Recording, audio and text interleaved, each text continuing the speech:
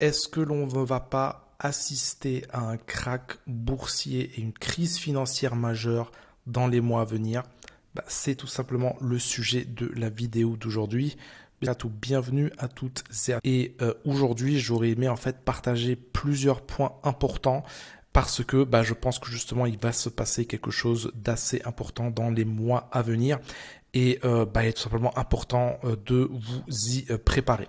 Donc, le premier point sur lequel j'aurais aimé insister aujourd'hui, c'est sur le fait que on a eu, au moment en fait où j'enregistre cette vidéo, un mini krach boursier il y a quelques jours. Alors, si on revient donc tout simplement sur cette fameuse journée du 5 août, on voit que en l'espace de quelques jours, le S&P ici, donc qui est tout simplement, on va dire, un regroupement des meilleures actions américaines, a perdu près de 10%. D'accord? Ensuite, on a vu que ça a tout simplement repris, mais est-ce que on n'est pas justement en fait devant des premiers signes que il va se passer, on va dire, beaucoup plus dans les mois à venir et qu'on est en fait devant, on va dire, les prémices d'une nouvelle crise financière. Alors, avant de vous expliquer en fait comment vous y préparer, en fait, il y a une chose importante à comprendre et en fait, je vais vous expliquer ça de manière assez simple, qui est les taux d'intérêt. D'accord? Donc, les taux d'intérêt pratiqués par les banques centrales. Alors, le but, bien évidemment, c'est pas ici de savoir si c'est permis ou si c'est pas permis. On sait tous que les taux d'intérêt, et pas seulement l'intérêt de manière générale, le riba, c'est quelque chose qui est interdit. Cependant, il est important de comprendre le fonctionnement afin de savoir quel impact ont tout simplement les taux d'intérêt sur les marchés et sur tout simplement l'économie.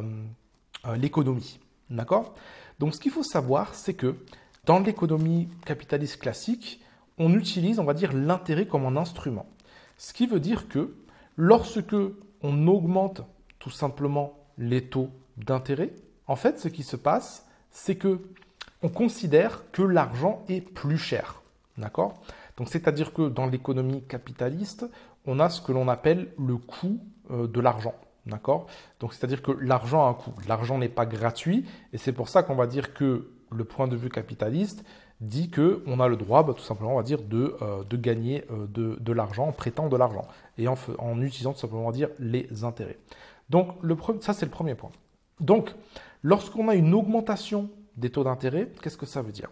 Ça veut dire que si, par exemple, aujourd'hui, d'accord, vous êtes une usine, d'accord, et que vous, par exemple, produisiez des voitures.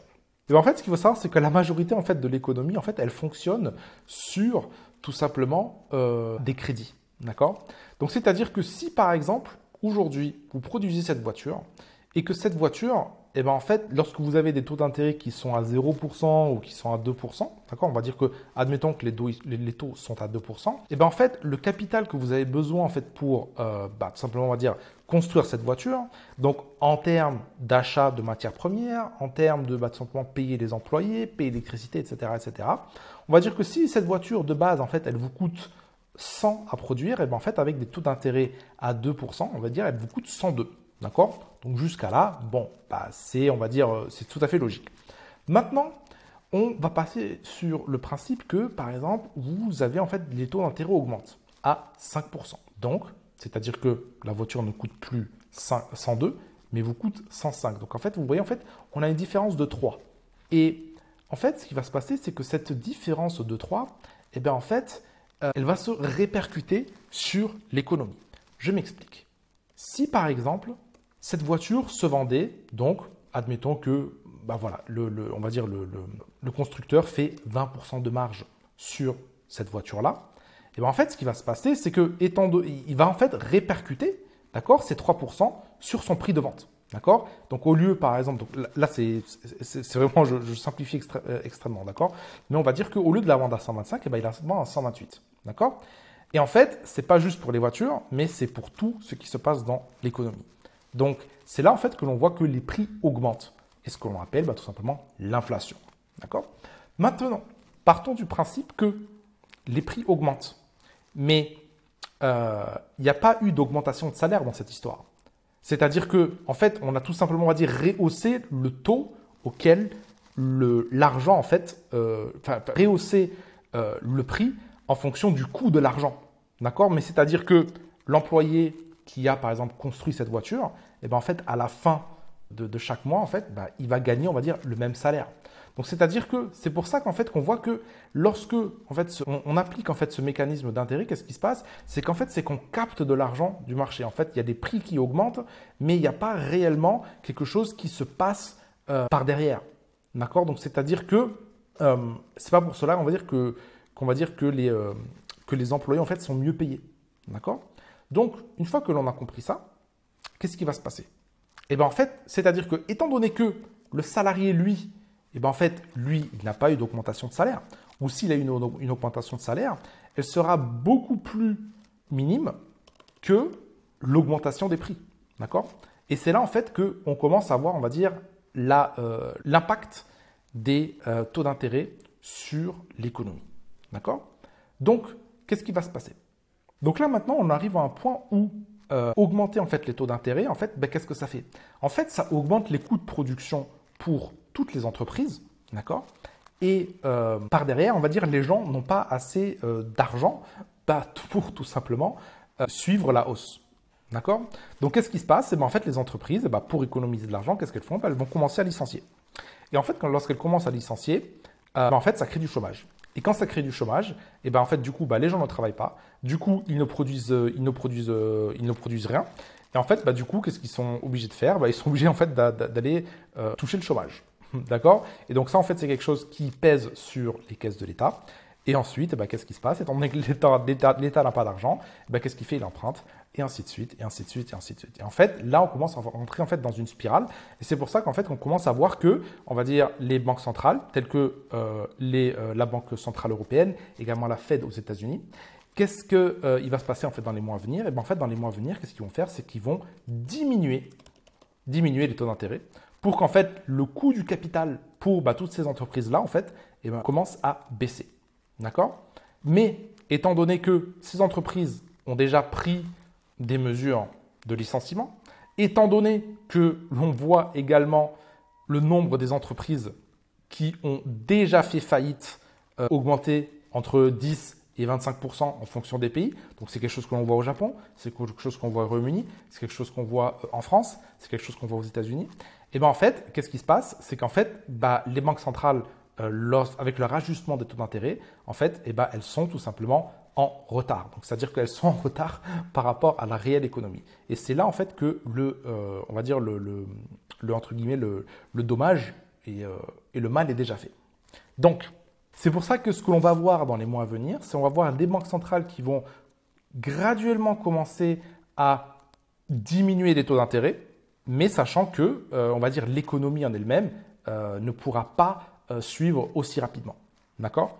Donc, tout ça me fait dire qu'on est très probablement devant une nouvelle crise à venir, sans compter les guerres, sans compter tous les conflits géopolitiques, sans compter également ce qui se passe dans l'économie, sans également compter les changements politiques, etc. etc. D'accord? Donc tout ça, on va dire, ça fait réellement un cocktail explosif.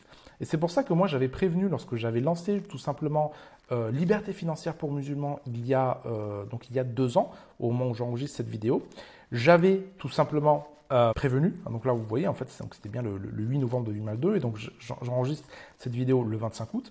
J'avais prévenu mes élèves et je leur avais dit attention, d'accord, ce qui va se passer, ça va être explosif, d'accord. Donc effectivement, ça a pris un peu plus de temps que prévu, mais je pense que on est en train d'y arriver lentement et sûrement. Et en fait, parmi tout simplement, on va dire, les piliers justement, on va dire, pour se protéger de la crise, j'avais notamment parlé de l'or et de l'argent. D'accord? Donc, si par exemple, on se met sur le coût de l'or, donc moi par exemple, lorsque j'avais enregistré la formation, j'avais dit, donc on se situait, alors juste je vais passer sur un graphique mensuel. Donc voilà, on se situait aux alentours d'ici. D'accord? Donc vous voyez que c'était en novembre, octobre, donc voilà, on se situait en fait avec un prix de l'or à environ 1600 $. D'accord? Et donc, si vous avez par exemple suivi mes conseils que j'avais donné donc à l'intérieur de la formation, et ben en fait, si vous avez acheté de l'or à ce moment-là, en fait, vous auriez en fait déjà gagné 50%. Et juste ça, en fait, ça aurait déjà rentabilisé l'investissement dans la formation. D'accord? Et j'ai tout simplement donné à mes élèves tout simplement les différentes stratégies qu'il est possible d'utiliser justement pour protéger son argent pendant ces périodes de risque. Donc tout ça pour vous dire que il n'est pas encore trop tard. On n'est pas encore dans on va dire, en pleine crise, d'accord? Donc c'est-à-dire que on voit bien que tout simplement on va dire les marchés ont repris. D'accord? Donc, c'est-à-dire que si vous regardez par exemple par rapport à la baisse qu'on a eue en début août, d'accord? Donc, on voit que les marchés ont bien repris, d'accord? Ils ont repris ce qu'ils avaient perdu et ils sont tout simplement revenus au niveau auquel ils étaient. Mais est-ce que tout ça, c'est pas un piège? Et c'est quelque chose également que j'avais partagé avec mes élèves à l'intérieur de Liberté financière pour musulmans. Je leur avais dit qu'il y avait notamment un investisseur en matière première qui s'appelle Jim Rogers, qui avait prédit, ou qui avait plus simplement prognostiqué, que généralement, avant qu'il y ait un crash majeur, en fait, il y a toujours, on va dire, un dernier rallye. Et si on dézoome par rapport à ce que l'on a vu en fait, depuis 2020, on voit qu'en fait, la bourse n'a fait que de monter, que de monter, de monter. On a une petite correction ici, mais en fait, ça continue de monter, ça continue de monter. Alors que si on regarde autour de nous, c'est complètement décorrélé de la réalité. D'accord? Donc, est-ce que justement, on va dire, on n'est pas justement dans ce dernier rallye avant justement, on va dire, d'avoir des corrections de 40, voire de 60%, voire peut-être un peu plus, d'accord, sur la bourse. Et en fait, on sait très bien que si la bourse se casse la figure, et bien en fait, tout ça, ça a des répercussions sur l'économie. D'accord? Donc, c'est pour ça qu'on est vraiment dans un moment extrêmement important sur lequel il va falloir faire extrêmement attention à ce que vous faites d'un point de vue financier. Et c'est pour ça que je vais relancer tout simplement 4 vidéos de formation offertes pour vous aider à vous préparer à ce qui va très probablement arriver, Inch'Allah Ta'ala. Donc, bien évidemment, personne ne connaît l'avenir, mais en tout cas, des signes que je vois actuellement, il va falloir faire extrêmement attention et je pense qu'on est probablement devant une crise économique importante et que c'est maintenant qu'il va falloir se préparer. Donc, si cela vous intéresse, je vous ai mis un lien juste en dessous sur lequel vous allez pouvoir tout simplement vous inscrire pour recevoir les 4 vidéos de formation offertes qui débuteront, Inch'Allah, mardi. Et si vous voyez cette vidéo après cela, je vous invite quand même à regarder sur le lien en dessous pour voir justement ce qui se cache derrière et voilà, pour vous aider simplement à vous préparer au mieux. Sur ce, j'espère que ça vous a été utile, ça vous permet d'y voir un peu plus clair par rapport à ce qui va probablement se passer dans les prochains mois. Et sur ce, moi je vous retrouve sur le lien juste en dessous.